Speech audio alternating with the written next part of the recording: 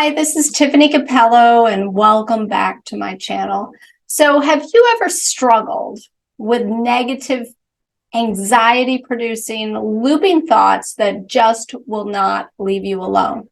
So, I did for many years because I had this deep subconscious belief that I was inadequate and unworthy. And I struggled with several thoughts that just kept circulating in my mind over and over again, and they just would not leave me alone. They told me I was a bad mother. They told me I wasn't attractive enough. They told me I was not smart enough to be able to do the things that I needed to do to accomplish my goals. Now, let's face it, it's really not possible to never have a worried thought. And everyone, even those who don't struggle with anxiety, are going to experience thoughts like the ones I just mentioned on occasion.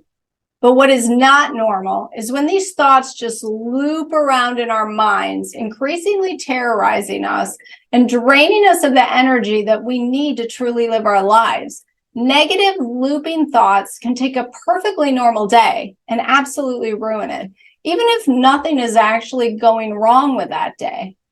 Now, my negative thoughts were not just occasional. They were pervasive and tormenting. There were times when I'd be free of them for a few days, but they would always return with renewed fervor to make my life miserable once again. But the good news is that when I learned the secret to breaking this vicious cycle, I was able to break free, and so can you. Now, as I've said many times before in my videos, blog posts, emails, our anxious thoughts stem from our subconscious beliefs. Of course, it's important for you to deal with those underlying subconscious beliefs, but that's not what we're going to talk about today. Today, I want to talk to you about something that you are innocently doing that is perpetuating the looping thought process. Now, please note that I use the word innocently. That means that your looping thoughts are not your fault, but that doesn't mean that you don't have a role to play. So let me explain. Now, I teach the same thing about panic attacks. People have panic attacks because they are innocently doing something that is causing their cortisol levels to rise to the point where they have that full-blown panic attack. Panic attacks are never an individual's fault. That's like blaming someone for the side effects of their medication when no one told them the medication would have side effects. So if there's one thing that I've re-emphasized in many of my videos and posts is that anxiety is never your fault. Just the same, your looping thoughts are not your fault. The last thing anyone struggling with debilitating anxiety needs to deal with is feeling that they're responsible for the struggle that they so desperately want to be free of. So it's not your fault, but you are innocently doing something that is perpetuating those looping thoughts. And when you come to an understanding of what this is, you are on your way to freedom. Now, here's the truth about looping thoughts. When our minds are leaving us alone and we're not struggling with the looping thought, then we often look back on our previous struggle with that thought, and it seems ridiculous. We wonder what we were so worried about. Now, you ever notice that you can look in the mirror one day and think to yourself, I don't look that bad. In fact, I'm looking pretty good today. Or maybe you've reached the end of your workday and you did things pretty well, so you think to yourself, damn, I did a good job. I know my boss noticed. I think I'm going to get that promotion after all. And then on a totally different day, your mind decides to mess with you. You look in the mirror and you think to yourself, oh, I wish I was pretty. I look so ugly with this blotchy skin. Now, right there, I actually used an example of one of those negative looping thoughts that I used to struggle with. And then I might lose the rest of my day to worrying about my appearance and even finding other things I didn't like and I wish were different.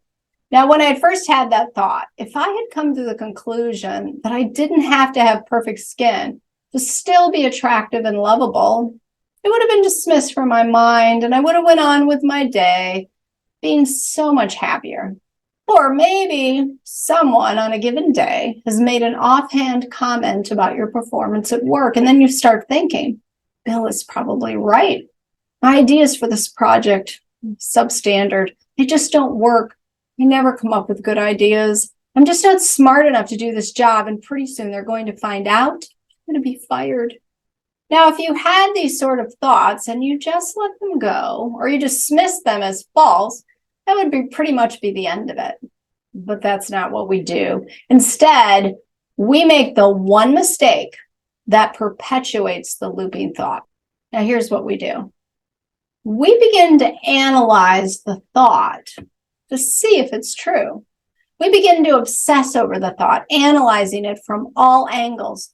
You might even get on the internet and start doing some research to see if the thought is true. You might reach out to friends to elicit their opinion to see if the thought is true. You might start to analyze your past experiences to see if you can find evidence for or against the thought. You might begin to fantasize about your future, visualizing possible scenarios of what's going to happen if this thought is true. The minute that you begin to analyze a thought to see if it's true, you are making the one mistake that will lead to the initiation and the perpetuation of negative looping thoughts that produce anxiety. Obviously, you want to know if this thought is true, because if it's true, then maybe you have a reason to be upset.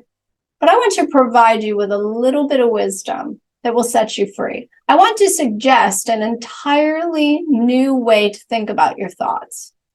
It absolutely doesn't matter if your thoughts are true or not. Yeah, you heard me right. It only matters if they're useful. So your thought process should not be, is this thought true? Your question should be, is this thought that I just had useful? Now, let me illustrate this with an example. So let's say you have the thought, I am a terrible parent. Now, you can analyze that thought to see if it's true. Any parent can find evidence of where they were not everything they really wanted to be for their kids. If you're having a bad day, you're going to notice all the negative things. If you're having a good day, you might be able to come up with evidence that you're a great parent. If you don't have any kids, you could just switch the context of this example to be a relationship with your friends, romantic partner, even your parents.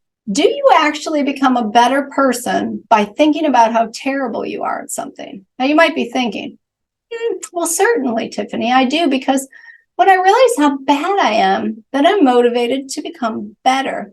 This is a common misunderstanding, and it's simply not true.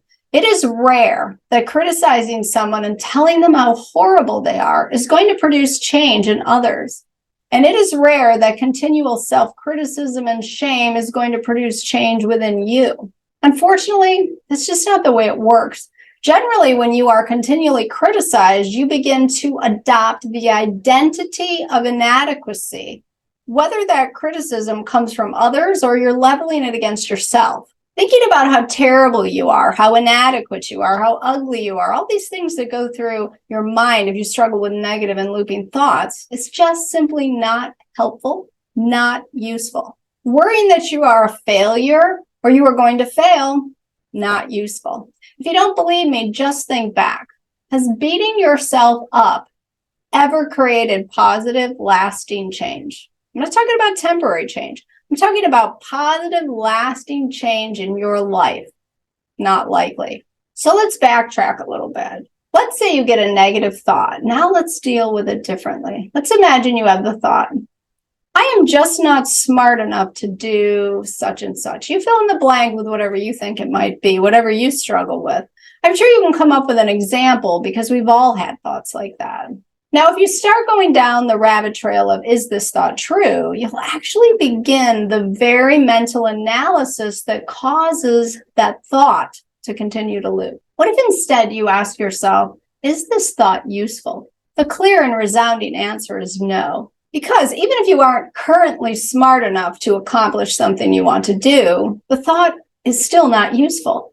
That thought is going to keep you from moving forward and accomplishing goals. And you could spend the next 3 days analyzing that thought and every nuance pertaining to that thought, and you're going to get nowhere except draining yourself of the energy you need to actually make the changes in your life that will lead to your success. So instead of trying to figure out if your negative thought is true, ask yourself, is this thought useful? If the thought is negative and disempowering and makes you feel terrible about yourself, the answer is always going to be no. So what do you do instead? First of all, stop analyzing. Analyzing fearful and negative thoughts sends a message to your brain that this thought is vitally important and needs to be figured out in order for you to be safe. And you are sending your brain the message that this thought matters. Now, instead, when you realize the thought is not useful, not helpful, if you refuse to analyze it, you're sending your brain the message, this thought is not useful. It is irrelevant, not worthy of consideration, and you're just fine. Now, what I just told you is simple, but I didn't say it was easy, especially if you've been telling your brain for a considerable amount of time that the truth of this thought is vital to your well-being and it must be figured out. But has all your analyzing ever brought you comfort? It actually probably has from time to time, and that's why you do it. Because after you analyze for a while, sometimes you come to the conclusion that the thought is not true, and you feel better. If you permanently felt better, this might be a good strategy, but you know that's not what happens. The problem is the thought returns, and you just go through this entire process over and over, effectively terrorizing yourself repeatedly. But you're so compelled toward this perpetual analysis, and it becomes such an entrenched habit that you just keep doing it, even though it fails to relieve you from anxiety. You see, when you analyze a thought and send your brain a message that that thought is vitally important to your safety, to your well-being, both psychological or maybe even physical, then what happens is you are creating stronger and stronger neural connections. You are motivating, compelling your brain to actually reproduce that thought because your brain believes it's vital to your well-being. So recognizing this ineffective strategy and acknowledging that it is only making your problem worse is the first step to your recovery. So by now, you've realized, listening to this video, that analyzing your negative and disempowering thoughts to find out if they're true is not a good strategy. So now let's replace that with a better strategy. Instead of analyzing your thoughts, trying to figure out if they're true, which has never worked for you and never will, you're going to stop and redirect your attention. Now, here's where I said the solution is simple, but it's not easy because you've established this habit of analysis, and now you're going to create a new habit of redirection. So the next time you get a thought and it makes you uncomfortable and you're tempted to analyze it, ask yourself the question, first of all, is this useful? The answer is always going to be no if the thought is disempowering and negative.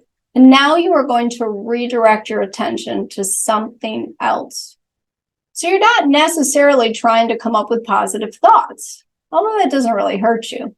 But what I want you to do is get out of your head. I want you to focus on something you're doing. If you're doing nothing but sitting there thinking, you need to start doing something.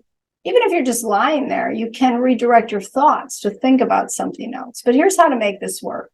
When you redirect your thoughts, when you redirect your focus, I want you to use as many of your 5 senses as you can to redirect your attention to something in the present moment. So let's imagine you're washing dishes. You can use your visual sense to notice how the light coming in through the window is just shining on the bubbles in the sink. You can notice how the grease melts away as you wash the soap over a dish. You might look out the window. Notice the different colors as the trees lose their leaves in the fall. And now you could focus on your sense of smell. If applicable, you smell the lemony scent of the dish liquid. You could focus on your sense of feeling, your tactile sense, noticing how silky smooth the soap bubbles feel, the texture of the washcloth, the wetness of the water. Now, I wouldn't suggest that you focus on your sense of taste for obvious reasons, but the more senses you use, the easier it is to distract yourself. And you could almost always use your visual sense and your tactile sense. Even if you're lying in bed in the dark, you can visualize a positive, peaceful place. You can feel the safety and warmth of the bed underneath you and the covers above you. Now, if you've been in the habit of engaging with these looping thoughts, you know they're coming back. But you're going to redirect your attention using as many senses as you can employ. And every time you do it, you will get better and better at not analyzing and obsessing. The less you analyze and obsess, the more you send your brain the message. This thought is not useful. The more your brain realizes it's not protecting you or serving you by sending this thought, the less it's going to send these thoughts. You're actually retraining your brain, creating new neural connections for healthy thought processes. Like I said, it's that easy, but it's not simple. But I know you can do it because I did, and you're just as capable as me. So thank you for watching today's video. If you found this video insightful, please give it a thumbs up. Subscribe to my channel for more empowering content to help you overcome anxiety. And consider sharing this video with someone else who might benefit. Now stay tuned for more videos to come. And until then, embrace your worthiness and live your best life.